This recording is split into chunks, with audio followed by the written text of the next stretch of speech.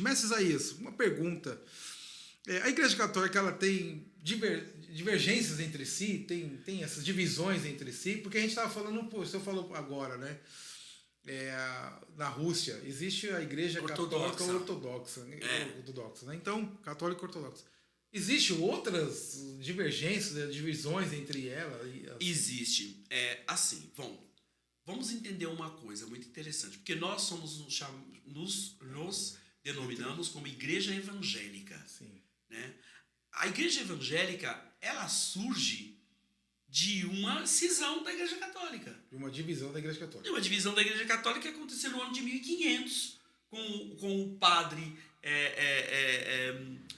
Martinho Lutero, que vivia em Windemburgo, na Alemanha, e que, ao ler a Bíblia de uma forma mais detida, é tomado pelo Espírito Santo, e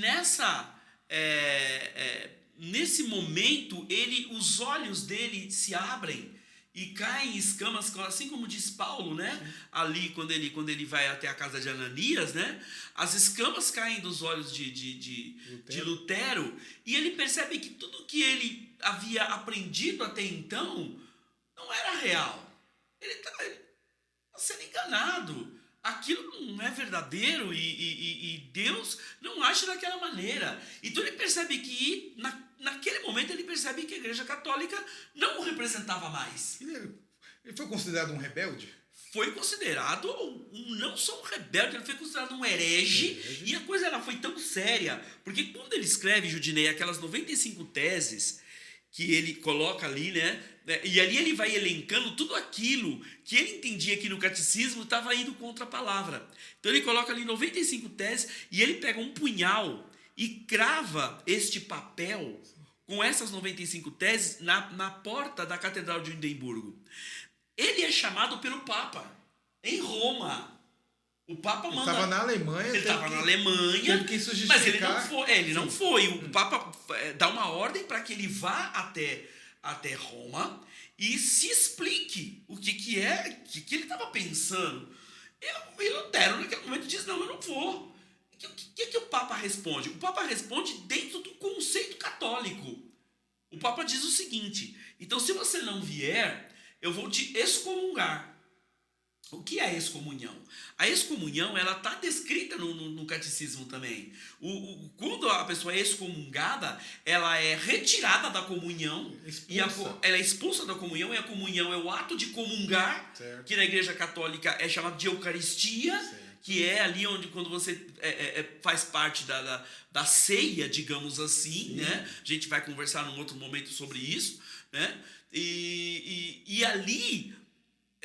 se você não comunga, você não é pagão. Você é pagão, Você não faz parte. Exato. Você é considerado pagão. E o que Lutero diz? Não, eu não vou. Até porque se eu estou protestando contra exatamente essas bases, por que eu iria me preocupar com uma excomunhão? Se pra mim tá errado... Ele praticamente falou, eu mesmo me excomungo. Exatamente. Eu não tô concordando. Tô excomungado. Já tô cangaiado mesmo, então pra mim tá tudo certo. Excomungado fico. Entendeu? Então, se é isso, se é essa a minha pena... Porque se ele aceitasse, ele não tinha pregado as 95 teses lá. Ele não teria necessidade. Então, a isso se dá o nome de reforma protestante. Por quê? Porque nesse momento, Martinho Lutero, ele faz uma reforma da teologia cristã. Sim. Porque até então entendia-se que a igreja era aquilo. Exato. Eu acho interessante que ali se deu o start para que as pessoas pudessem realmente entender o que elas estavam aprendendo. Isso. E agora você vê que coisa interessante, né, Judinei? Porque a igreja, ali naquele momento, ela tinha sim as suas divisões, mas essas divisões convergiam entre si, certo, conversavam entre si. Sim. Então, a ortodoxia conversava com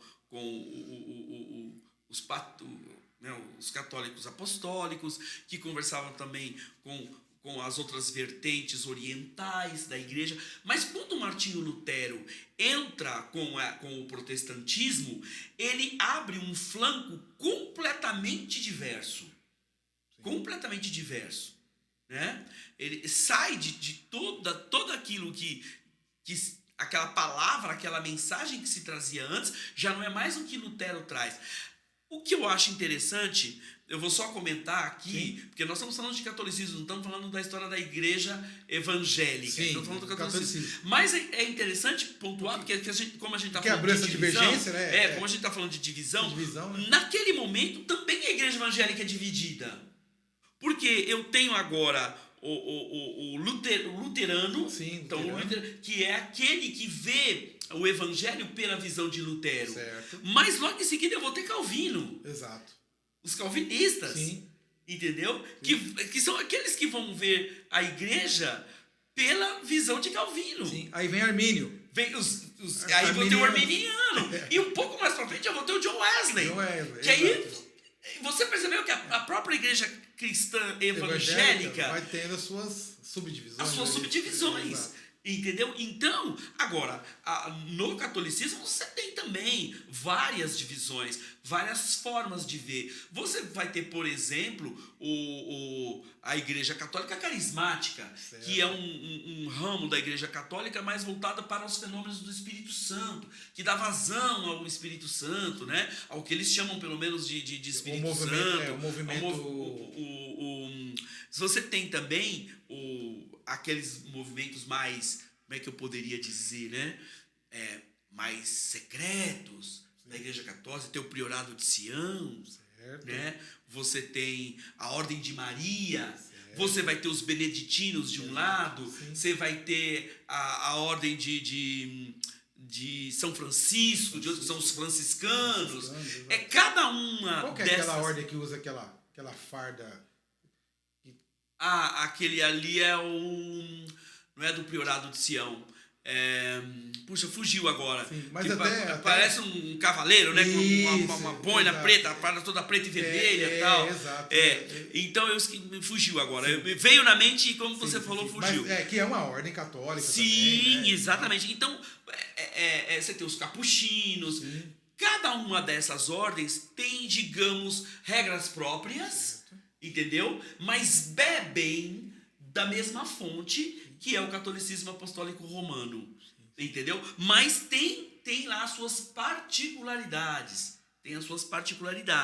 Tá? Então, você tem o catolicismo estruturado em todo o mundo ocidental, porque no Oriente o catolicismo não chegou com essa pujança que chegou no mundo ocidental. Certo. Então, no Oriente, nós temos uma predominância de outros tipos de religião, se bem que o catolicismo está lá. Exato. E muitas vezes ele está lá travestido com uma outra roupa. Sim. Mas ele está lá com as bases dele. Sim. Então, é muito interessante nós sabermos que... Até mesmo por uma questão política. Sim, né? Sem dúvida nenhuma, para se adequar. Sim. Assim como a ortodoxia se adequou à Rússia. Sim. Se nós voltarmos lá na época dos czares, né? Russo, a gente vai entender por que a ortodoxia se adequa, porque lá, na época dos Romanov, você vai ver que a igreja, ela tem um poder... Se você pegar lá o contraponto do Benito Mussolini lá, que é como se chama Lenin? Não, o Lenin. Não. E é o outro, meu Deus do céu, fugiu de novo do bigode. Oh, meu Deus, fugiu. Que é outra... Isso, outra é o russo, né? Sim. Eu já vou... Que é o da Revolução Bolchevique. Você tem o Lenin, você tem o Trotsky, e tem o terceiro, que é o que governou durante muito tempo, né? Então, você vai ver que lá já na Revolução Bolchevique, há uma junção entre igreja e Estado, também lá na Rússia. Sim. E a ortodoxia, a igreja ortodoxa é quem sai com essa premissa, né? Sim. Então, até hoje você tem a igreja ortodoxa na Rússia muito forte. Sim. Não é a apostólica romana, é a ortodoxa que está lá. Né? Então, é muito importante que nós tenhamos, Judinei, essa sapiência, sim, esse conhecimento do que verdadeiramente é a Igreja Católica.